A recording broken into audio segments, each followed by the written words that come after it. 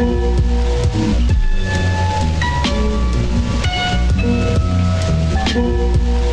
right, hey everybody, I'm here with Mike Garren, Sneak Peek Convention.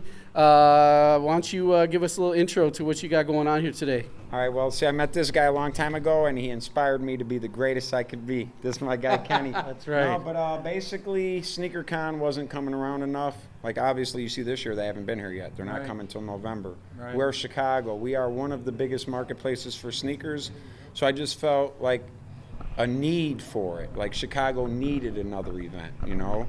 And this is actually our 8th event. We started in a hotel right down the street, you know, 50 vendors, and today we're at 100 vendors, and I didn't even want 100, but people kept, like, I like it to be more of a supply and demand type so vendors can make money. If you just let anybody vend and you got 200 vendors, who's going to make the money? Yes. It's going to be too spread out. Yes. So if you keep it, my whole theory is to keep it under 100 or 100 or less, and then everybody eats. Mm-hmm. So. Go ahead. Absolutely. Well, here's my theory on Mike. Mike's been around and been doing this for a while, and as a vendor at sneaker events, he's doing the things that are important to vendors. And let me just point out a few things. One, he's got a separate entrance for vendors. So vendors are bringing in their shoes. They're worth a lot of money. They can bring them in right in here, and that's how they can load them in. They don't have to necessarily come through their front door. Where everyone can see their stuff. That's right, where everyone can see their stuff.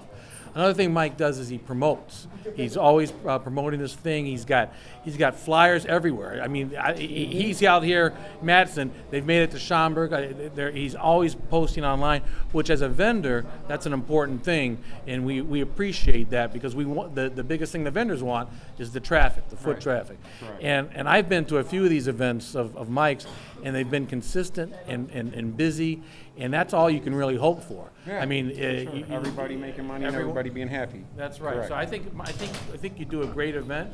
I think people have come to rely on Sneak Peek. I appreciate it. Yeah. So I think it's a good experience for everyone. In terms of, when do you start planning for the next event? See, and that's where I think a lot of people that have tried in Chicago have failed is because they think like I'm gonna throw one together in a month or two. Right. My first event I promoted for 8 months. Right. I was at every sneaker con. Denver, Memphis. Well, I was just at Denver the first time, but I was just there 2 weeks ago. Right. My dad passed away when I was in Denver, thing, which is sad. But my dad would have wanted me to stay there and get my job done, which I did. Came back Monday and, got to see him one last time and stuff. But, like.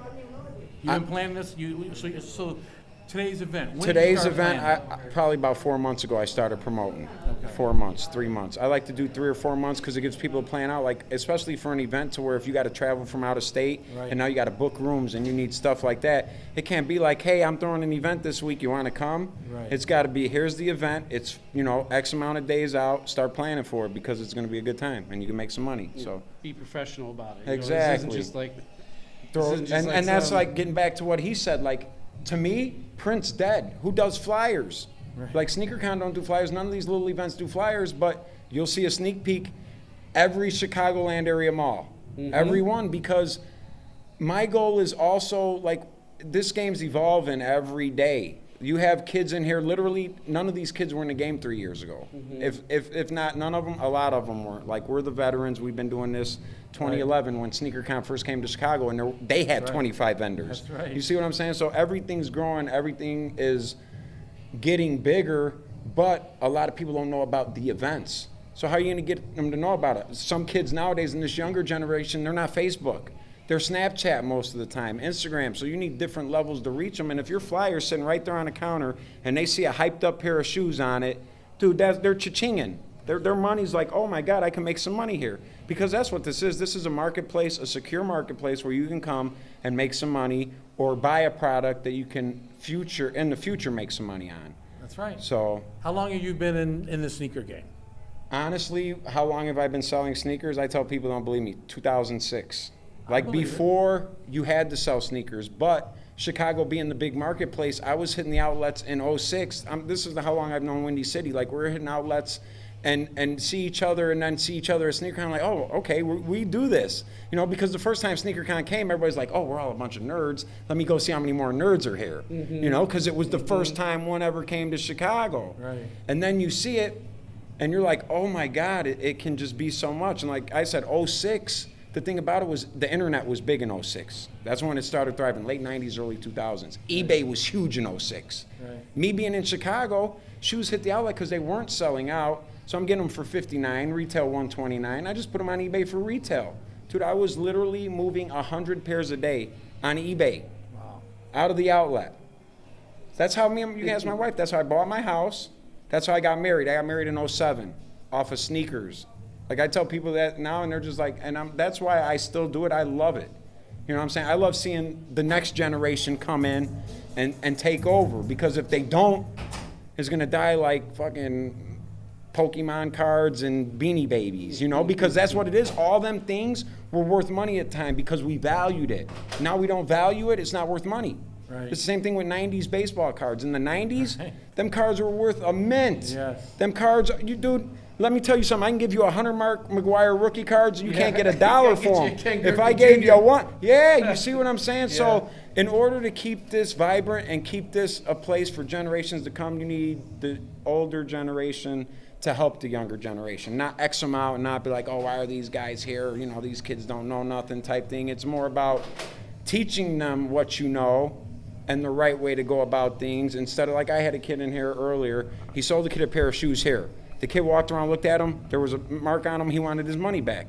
The kid's grandma's here talking about, don't give him his money back. Look, we're all here for the same reason. Right. If he overlooked the mistake and he knows the mistake was there, he's not losing. But if this guy takes that shoe, he lost. Right. That's not the environment we're trying to create. Right. I want everybody to leave feeling like they won. It's interesting you say that, because that's what I was just about to lead into, is my favorite thing about events. We have StockX out there, you have GOAT out there, and the difference between those places, there's a reason why they're here, there's a reason why they're succeeding, but there's also a reason why we need these events.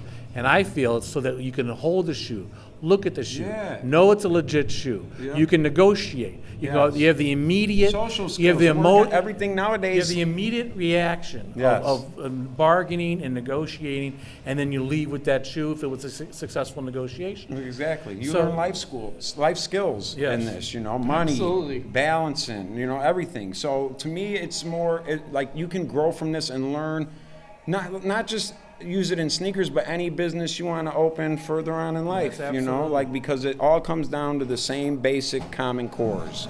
You know. Speaking of, don't you have a little burger joint down the street? Happy Bites Burger down the street in Tinley Park, 8021 West 183rd Real talk, Street. that shit is good, I'm telling you. We're about to be open for 2 years, looking for more locations. So yeah, I'm skinny, but I make the whole menu. Oh man, that is some good shit. The wings are good, the burgers are good. Yeah, it's all good. It's all good. It's pretty dope. Any other questions for Mr. Garren? So I guess the last thing I'll ask is, you know, everybody here wants to get in touch with you, you know, social media. How do they interact with you? What's the best way for people to get in touch? Sneak Peek Chicago. Keep it simple. My personal Instagram, I'm not going to put that out there. I got enough followers. All right, great. So Sneak Peek Chicago. Thank you guys. Give them a follow. Thank you so much. Appreciate it. We're at the Sneak Peek Chicago convention here in Matteson, Illinois. You can see by his shirt, it's a dope shirt. It's like a combo of G.I. Joe and Transformers, like my favorite shit right there. So, Sam, why don't you give us a little bit of background of your company and introduce yourself? Sure. Like I said, it's all or nothing. For me, I love the concept of Cobra Command and Decepticons. If you're familiar with the comic strip or the actual cartoon, you know that they want it all. And a lot of times when they fail, they come up with nothing. But if they come up, you know, big and actually succeed, it's amazing. You know, it was one episode where they wanted to control the weather. You know, as far as wiping out humans and Decepticons come over and rule the world. It's just one of those things where it resonated with me as far as what we do. We got to definitely dedicate ourselves for all or nothing. You got a lot deeper with my favorite comic strip in my childhood than I ever even thought about, so that's amazing. Right. So how long you been doing this? For about 5 years, but what brought it out was that I actually had a stroke.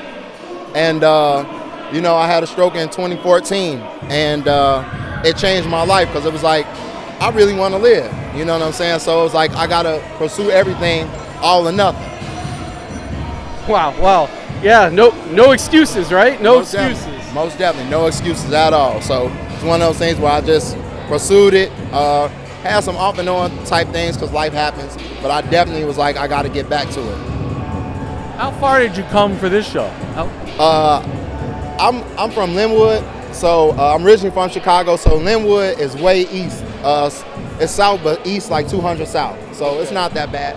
And we've met at prior SneakerCon events and stuff, and Yeah. I've known him. What I love about this particular item is it just pops. Like, if you're going to wear a shirt, I like to be noticed. Now, this guy, some people like the more subdued colors stuff. This is my style. Pops.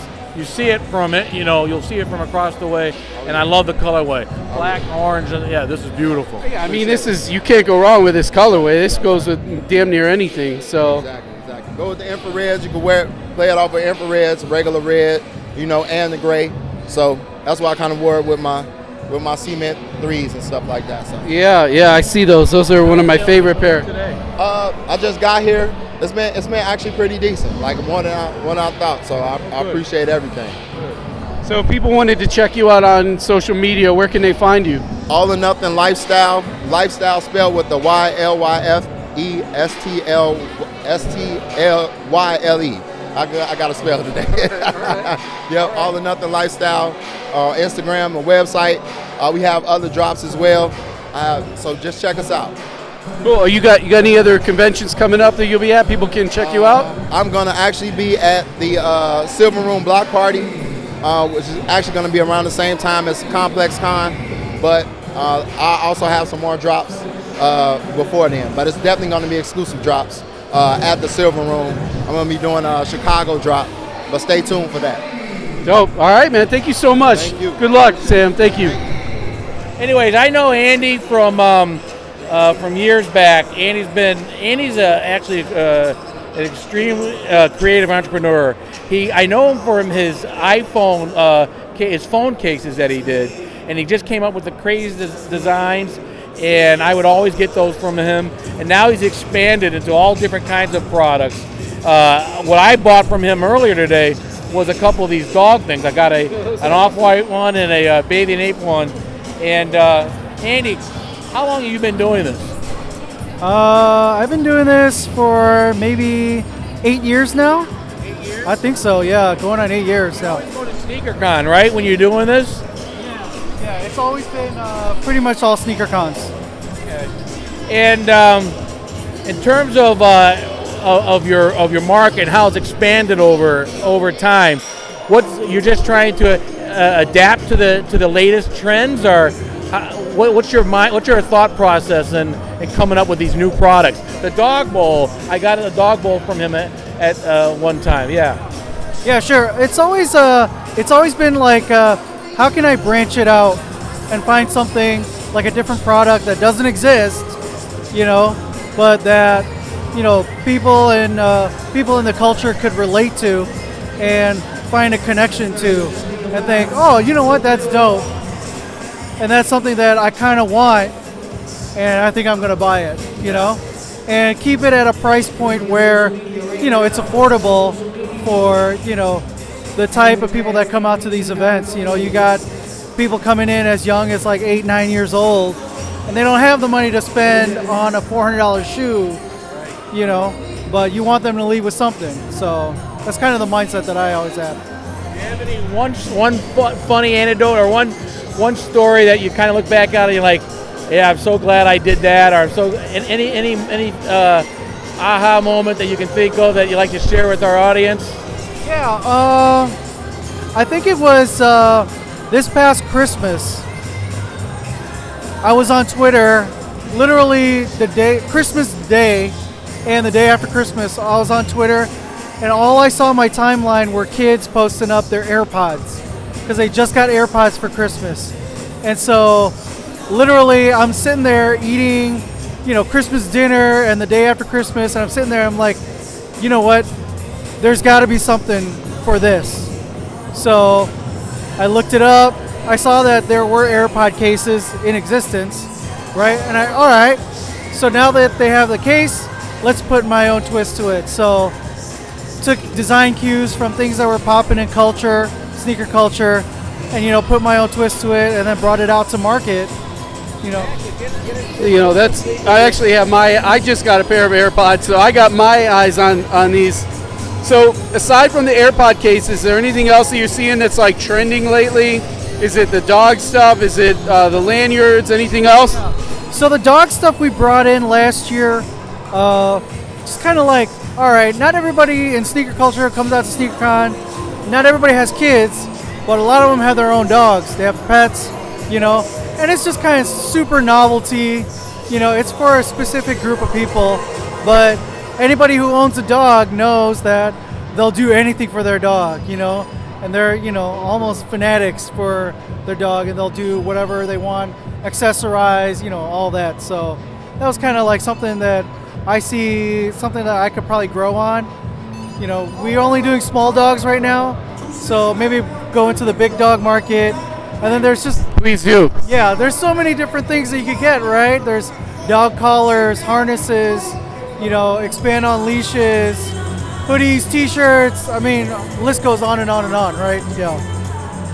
So if people want to check you out like on the social media, where can they find you? Yeah, absolutely. You can find me on Instagram at @thecasenerd. Twitter is just casenerd, and you can go and shop at casenerd.com. Cool. Thanks a lot. Thanks a lot, bro. I appreciate your time.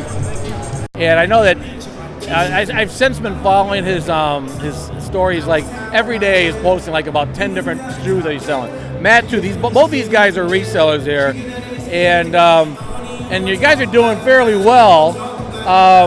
What is your secret to picking up shoes that a lot of people can't get? Camping out, going to releases that you go like 2 days before. Honestly, once you build a name for yourself on a platform like Instagram, Joey's known on Instagram because he does some stupid stuff, but he also, he sells people stuff for good prices, and that's why people love him. And, he's made a great presence for himself. I've been on Instagram for 2.5 years. Once you get to know the people, the right people, you get the good prices, and that's really... I've noticed your pricing models seem to be based on StockX. Like you guys will say, all right, I'll do $10 over payout. So you guys are really just relying on StockX to price what you guys are picking up. And if it's not worth it to you on StockX, you won't pick it up. But I noticed you guys also deal in volume. Like you're looking for bulk buys and stuff. Has that been your key to being able to make a $20 profit on one shoe, but times it by 10 or 20 shoes, it's worth your time to do that? Is that, yeah? I just started doing that. I just started doing that, and it's way better. Yeah. And so, how long you been doing this, man? 4 or 5 years. 4 or 5 years? All right. So what was 4 or 5 years ago? All right. So Ken just asked how old he was 4 or 5 years ago. 9. He was 9 years old, and he started hustling for this. So, was there like one shoe that kicked it off for you, or like what kicked it off? Jordan 13, he got games. All right. So what, you got that for retail and then flipped it, or what? No, I just liked them. All right. So that's kind of what got you into sneakers. How about you? For me, I've been to the last 7 SneakerCon Chicagos. First one I went to was in a gym just like this right now. And I walked in. The first shoe I saw was an Independence Day Jordan 5 in a size 6. I didn't care what the price was. I was just like, how much? He's like, $80. I'm like, that's a deal. That's a deal right there. Probably don't even go for close to $80 anymore. I went straight to the bathroom and posted them on my Instagram because of how excited I was. Sweet. They share everything, even bathroom stories with you. All right, let's just get one last question for each of you. Same question. What's your biggest profit you made on the sale of one shoe? Probably the Off-White Converse, the first ones. I got them for retail on Converse.com it was like $140 after tax and shipping. I sold them for $8.90 the same hour. Very nice, very nice. How about you? Nice. Really, I'm not as good as him. I can't do it like that. But the Sean Wotherspoons, this shoe right here, came out, and the process was if you voted for him, then you got a chance to buy his pair if you didn't already on the sneakers app. And I did. I voted for him, so I got a size 7 for retail around $160. Sold them for $600 at SneakerCon. Nice. You want to plug their Yeah. So guys, if anybody wants to check you guys out on social media, where do they go? Where can they find you, and what's your Instagram name or your handle or whatever? My Instagram is soulshy_, so SOLECHI_. I'm MJS Preem, MJS, like the abbreviated version of Supreme, but Preem, on most platforms, but Facebook, I'm Matthew Skyko. That's my name. Awesome. Thanks a lot, guys. Good luck, all right? Thank you. Appreciate it. Yeah, they call me Juice. My name is Juice. The name of my store is Addicted to Kicks. We're out of Columbus, Ohio. We got one in Columbus, Ohio, and one in Newark, Ohio. Oh, sweet. I'm from Ohio, but I'm from more the east side of Ohio, more like Cleveland area. Did you drive up here from Ohio? Yes, we did. We left at 5:30 this morning. Oh my gosh. The name of the store is called Addicted to Kicks. And like, what about Instagram, social media? Where do people find you? What's your handle there? You will follow us on Addicted to Kicks is the Instagram name, ADDIKTED 2 Kicks, and the Instagram is also stay_in_your lane. Nice. So hey, how's sales been going for you today? How you guys been doing all right?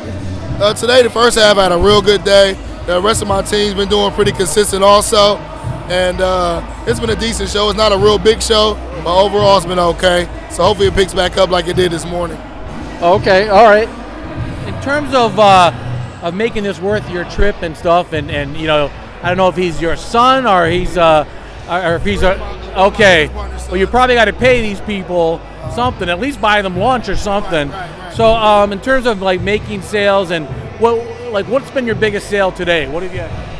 Usually, I like to specialize in bulk sales and Peter boxes. So I sell bulk more than one, trying to get, you know what I mean, more than one sale. That's what I try to specialize in. So it's been like 3 or 4 pairs, might be 200, might be 300. I did a couple bulk sales. It was like 3 to 4 pairs, averaging 200 to 300 per sale. I don't have a lot of my employees with me today because, again, this is a smaller show. There's a lot of shows. There's thousands and thousands of people. That's when I have 2 or 3 employees with me. Today I just came by myself and all my my other business partners. Did you do Cleveland SneakerCon? Yeah, I actually did a setup there when they first did Cleveland a few years back, and they did it in the what was it, a stadium. They had us all on the basketball court. I don't know where they did it this year. I didn't go this year, but you do that and you find that you do well there. I love SneakerCon. It's on a different level. It's on a whole different level than everybody else. But yeah, SneakerCon it's a great show. Great show. I'm actually getting ready next. I'm going to Philly next weekend. Starting on it's June the 7th. After that, we'll be in Atlanta. Then SneakerCon in Dallas and Philadelphia Soul Exchange. So it just doesn't start. Starting in June, it just takes off. Every weekend we're on the road. Do you have any words of advice for someone that's getting into this now in terms of what shoes to buy? Should they not get into it? What are your thoughts on someone getting into the business now? I would just say buy as cheap as possible, and so that way you can sell as cheap as possible. The quicker you buy, the cheaper you buy, the quicker you sell. You can get a good return on investment and keep flipping your money. Keep flipping. Don't hold on to it. I've been a collector, and that's my problem. Is I don't flip. I just hold on to it. But if you're into the business, 20s and 40s and 50s, if you're making them 10, 20 times than anything, then you make good money. And how long you been doing this? Actually, I've only had my own business doing it for 2 years, and I've business with a partner for 3, so not even 3 years yet. What got you into this? How'd you get started? I love shoes. I've always just loved shoes. I've always been a hustler, so I took a passion and a hustle and just put it together. Scratching that itch. That's the best thing. Nowadays, this buy, sell, trade. Back when we grew up, we would never wear used shoes. These kids now made it $1 billion industry, so I had to get into it.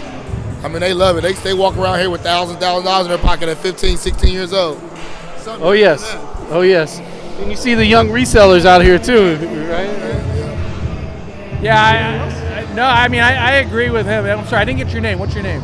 Juice. That's right. I agree with Juice in terms of there's definitely a business here, and loving doing it, buying and selling shoes.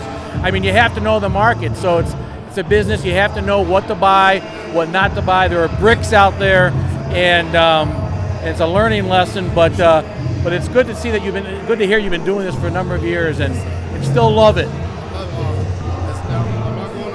Yeah. Thanks again, Juice. I appreciate your time, man. Thank you so much. Thank you. Pleasure. Thank you, man. Hey, well, it's called H2H Restoration. It all started as a hobby, and I turned it into a hustle. You know, I went to a couple of sneaker shows, and I'm like, you know, this is it. You know what I'm saying? I thought it was just me who liked shoes, but it turned out to be everybody. So what I did for fun in my free time, turned out I could make money off of it. So hobby to hustle. I brought a bowl of water, and I just started coming to shows. It then turned into I got my own store at a local mall now, back in Indiana. Okay, yeah, I was gonna ask. So you're out of Indiana. Where at in Indiana? Indianapolis. Yep. All right. So what kind of sets your product apart? Do you think from all the other restoration cleaners and those types of things that are out there right now? I think what sets it apart most is the fact that it's affordable. You know what I'm saying? And it's made locally. Well, not local to you, but local in Indiana. It's made by a biology teacher, and you know, I guess he liked my work ethic, and he was like, "Hey, I want you to try this." You know what I'm saying? I'm like, "Okay," and so he became one of my biggest sponsors. You know, because I use it in my store, and it's a joy to help him out since he helped me out. My business, my brand, I think what sets me apart the most restoration artists is the drive. You know what I'm saying? Like, I'll never get tired. Like, it's been times where my wife gets on me like, "Will you go to sleep? Like, just go to bed." The hustle don't stop. Whenever I can fix on somebody's stuff, I'm there, man. Like, it's just what I do. Nice. I hear you. One of the things I was mentioning this gentleman has been nonstop working since he got here, and if you look at everybody else, they can just sit there. Once they're set up, they can just sit there and take sales. The way that this guy makes money is he has to work nonstop. Now, we hope that people will look you up. We're going to get your social media information so that if they want to get their shoes, because I hate to do this. I hate to do it myself. If I knew you were here, I would plan to bring a few shoes that I love so that you could clean them and pay them. So how do you get your business? You're hoping that people come by and give you their shoes to clean? Well, I've been doing this since high school. Back in 2000, I'm old. But it's been a business for like the past 3 years. Like, I went to like every convention possible and just built a name for myself. And I guess I have regulars, if you want to say. They just like, "You going?" I'm like, "Yeah, I'm going to be there." So any event in the Midwest, I'm going. Set my signs up.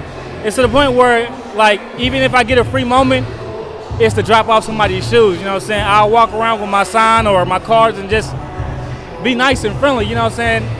Treat people how I want to be treated, and they come around and give me their shoes. So it's pretty cool. You got any future plans for H2H? Right now, my next step would be to get a second location in one of our more upscale malls back in Indianapolis.